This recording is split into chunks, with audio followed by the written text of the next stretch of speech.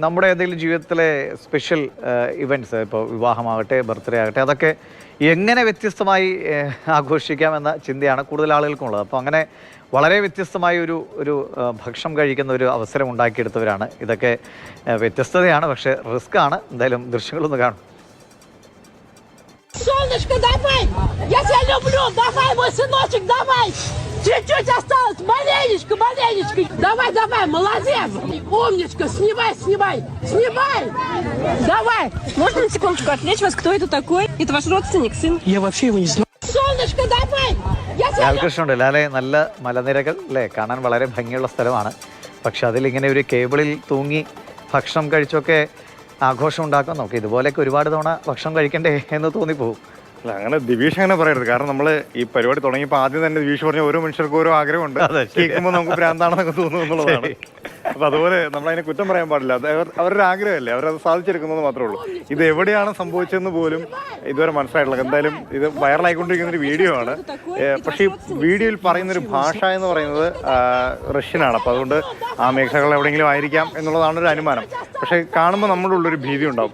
ഇതിൻ്റെയൊക്കെ ആവശ്യമുണ്ടോ എന്ന് കണ്ടിട്ടൊരു വെഡ്ഡിങ് ഷൂട്ടിൻ്റെ ഒരു പ്രതീതിയൊക്കെ ഉണ്ടാവുന്നുണ്ട്. അപ്പോൾ മേ ബി ഒരു പ്രീ വെഡിങ് ഷൂട്ടോ അല്ലെങ്കിൽ ഒരു post wedding shoot, post wedding ആവാൻ സാധ്യതയില്ല, ഒരു പ്രീ വെഡിങ് ഷൂട്ട് ആവാനാണ് സാധ്യത. നമ്മുടെ നാട്ടിലും ഈ പറഞ്ഞ പോലെ സേവ് ദ ഡേറ്റിന് വേണ്ടിയിട്ട് നമ്മളും അങ്ങനെ പല പരിപാടികളും ക്രയവിക്രയങ്ങളും കാര്യങ്ങളൊക്കെ ചെയ്യാറുണ്ടല്ലോ. അപ്പോൾ അത്തരത്തിൽ ഒരു കലാപരിപാടി ആകാനുള്ള സാധ്യതയായിട്ടാണ് പൊതുവിൽ സോഷ്യൽ മീഡിയയുടെ ഒരു വേൾഡ് ഇതിനെ വിലയിരുത്തിക്കൊണ്ടിരിക്കുന്നത്.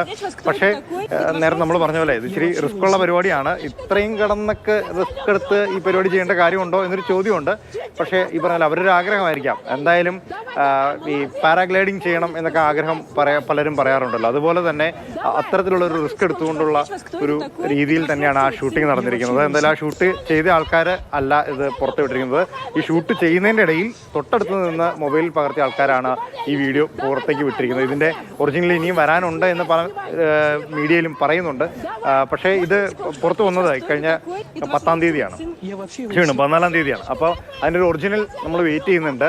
പക്ഷേ ഒരുപക്ഷെ അതൊരു ഫോട്ടോഷൂട്ട് മാത്രമായിരിക്കാം, ചിലപ്പോൾ അതൊരു വീഡിയോ ആയിരിക്കാം. എന്തായാലും അദ്ദേഹം ആ വള്ളിയിൽ പിടിച്ച് അധിക ദൂരം ഒന്നും പോകുന്നില്ല, അതുകൊണ്ട് അധികം റിസ്ക് ഒന്നും എടുത്തിട്ടില്ല. പക്ഷെ താഴെ അഗാധമായ ഒരു കൊക്കയും കാര്യങ്ങളൊക്കെയാണ്. എത്ര ദൂരം പോയാലും പോയില്ലെങ്കിലും കണക്കാണ്.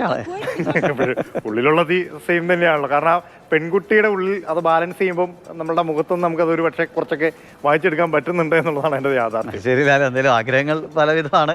പക്ഷെ നമ്മുടെയും മറ്റുള്ളവരുടെയും ഒക്കെ ജീവിതത്തെ അപകടത്തിലാക്കുന്ന ആഗ്രഹങ്ങൾ ഉണ്ടെങ്കിൽ തൽക്കാലം അല്ലേ ഒന്ന് അടക്കി വയ്ക്കുന്നതാണ് നല്ലത്. ശരി, അത് അപകടമില്ലാതെ അവർ കാര്യങ്ങൾ ഒക്കെ സാധിച്ചല്ലോ, നന്നായി. ശരി ലാൽ.